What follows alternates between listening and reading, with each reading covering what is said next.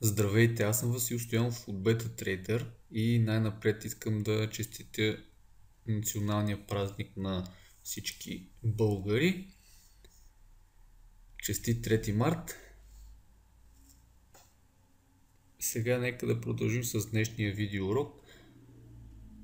В него ще разгледаме една простичка техника, която ни помага да търгуваме по-добре, а именно някой път човек е склонен да прави грешки тук като търгува заради липсата на концентрация. Всички знаем, че стояното пред компютъра води до изтощение и отслабване на нашата концентрация на вниманието.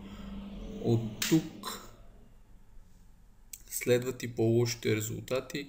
Много добро средство за подобряване на концентрацията е ето този сайт, който е разработен точно за да може да подобриме концентрацията си. Той е с много нива, просто трябва да прочетете инструкциите и да започнете по най-ниското ниво, като постепенно се усложняват нивата. В крайна сметка човек подобрява концентрацията си и ви гарантирам, че ако един от проблемите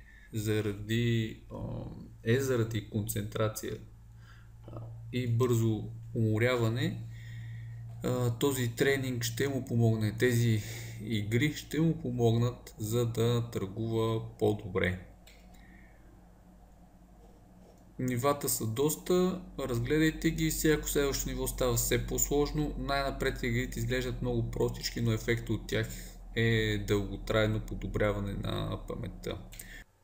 Ако имате въпроси, не се притеснявайте да задавате въпроси и да питате не само по текущия видеоурок. Разбира се, всякакви въпроси са добре дошли. Аз съм тук точно за това нещо.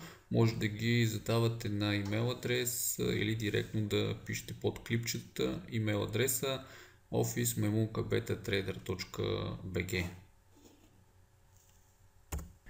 Благодаря ви за вниманието, надявам се днешния урок да ви е харесал. Пожелавам ви успешни сделки!